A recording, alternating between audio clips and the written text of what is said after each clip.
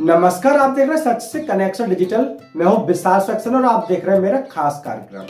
आज की वीडियो हम लोग बात करने वाले हैं अल्लामा इकबाल को लेकर। तो बता दें कि सारे जहां से अच्छा ये नज्म क्यों लिख दी मैंने, ये इकबाल भी सोचने पर मजबूर हुए थे।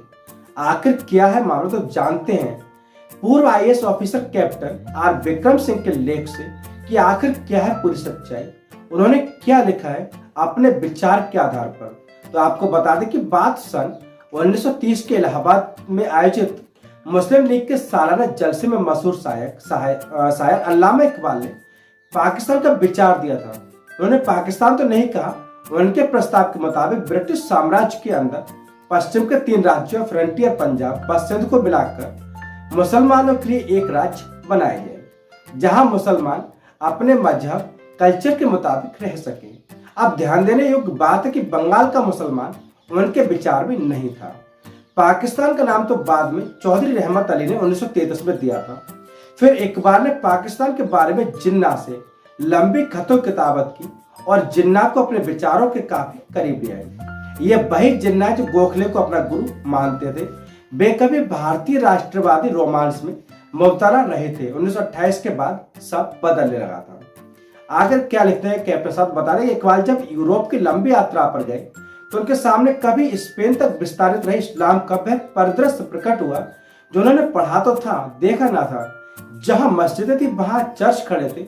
जो 700 साल तक मुसलमान रहे थे वे सब वापस ईसाई बना लिए गए थे। इस्लाम का वहां कोई नाम लेवर नहीं बचा। पानी के जहाज से इंग्लैंड से वापस आते उनका जहाज सुबह के वक्त भूमध्य सागर से गुजरता है। जहाज के डेक पर खड़े होकर एक बार सुबह की रोशनी में अपने बाएं से पीछे छूटते हुए स्पेन और आगे सिसिली के समुद्र तट को देखकर भावुक उठते हैं कि कभी ये सब इलाका इस्लाम का इलाका था, बतौर दारुल उलूम रहा था। इस्लामिक काल के उस व्यतीत स्वर्णिम दौर को याद करते हुए वे वहीं डेक पर एक भावनात्मक सी नज्म और लिखते हैं।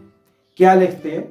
उस यात्रा के दौरान इकबाल स्पेन की मस्जिद कुर्तबा, जो आज कोर्डोबा का विशाल चर्च है, उसके प्रांगण में नमाज पढ़ने की इजाजत मांगते हैं। उन्हें एक बड़ा शायर हिंदुस्तान से आया हुआ एक इंटेलेक्चुअल मानते हुए एक साइड में नमाज अदा करने की इजाजत दे दी जाती है। वह इकबाल के लिए एक ऐतिहासिक लम्हा है जिसमें इतिहास के गुज़िश्ता दौर से उनकी मुलाकात होती है। कभी इस मस्जिद में हजारों हजार मुसलमान एक साथ नमाज अदा करते थे। आज यह एक चर्च है। वैश्विक इस्लाम के दिग्दर्शन के बाद भारत आकर उनके विचारों में बदलाव दिखने लगता है। अब इकबाल सेकुलर नहीं रह गए थे। उन्हें अफसोस हुआ कि उन्होंने सारे जहां से अच्छा जैसी गजल क्यों लिखी। फिर उसी तर्ज पर उन्होंने एक और मिल्ली तराना लिखा, मुस्लिम है हम वतन है सारा जहां हमारा। संभवतः दुनिया का अकेला कौमी तराना या राष्ट्रगान के स्तर का गीत है जिस पर खुद उसके लिखने वाले ने अफसोस जाहिर किया। और हम हिंदुस्तानी इस दुनिया के अकेले बेशर्म कौम है जो खुद शायर के द्वारा हिकारत से खारिज कर दी गई।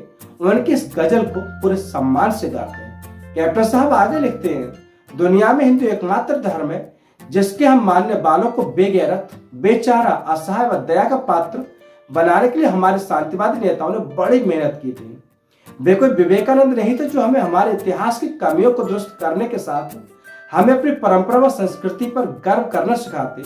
जब आप एक पूरी कौम को अहिंसक बना देंगे तो उसे लंबी गुलामियों से भला कैसे रोका जाएगा। गांधी खुद महात्मा का अवतार बनकर हमें बिना सींग की भेड़ों की तरह मानसिक गुलाम बना ले जाने में सफल हो गए थे।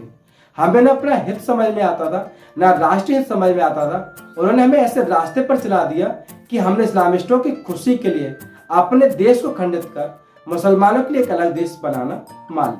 बाहर जाने से बचे रहे लोग यहाँ पर सेकुलरिस्टों की मजबूत वोट बैंक बने हुए हैं।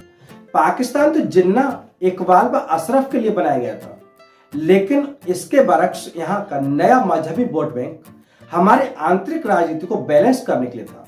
यह वह वोट बैंक था जो नेहरू को हमेशा सत्ता में बनाए रखेगा। आगे कैप्टन साहब लिखते हैं कि पाकिस्तान बना और नेहरू ने उस पाकिस्तान की हिफाजत के पूरे इंतजाम किए। इस तुष्टीकरण का अंत कभी खंडित विभाजित भारत के रूप में भी हो सकता है। इस बात की नेहरू और उनके वारिसान ने कोई परवाह नहीं की। भारत दरअसल नेहरू के लिए एक स्प्रिंग बोर्ड की मानद था जिसके माध्यम से उछलकर वे सारी दुनिया में महान स्टेट्समैन के रूप में छा जाने वाले थे। कैप्टन साहब आगे लिखते हैं कि वह तो 1962 में नेहरू के गैर जिम्मेदार कारगुजारियों के परिणाम स्वरूप एक ऐसे युद्ध से हमारा सामना हो गया जिसने नेहरू जी के वैश्विक नेता बनने के स्वप्न को ध्वस्त कर नेस्ता नाबूद कर दिया। ये ऊंचे आकाश में उड़ रही उनकी वैश्विक महत्वाकांक्षाओं का दुखद अंत था। तो कैसा लगा आपको वीडियो?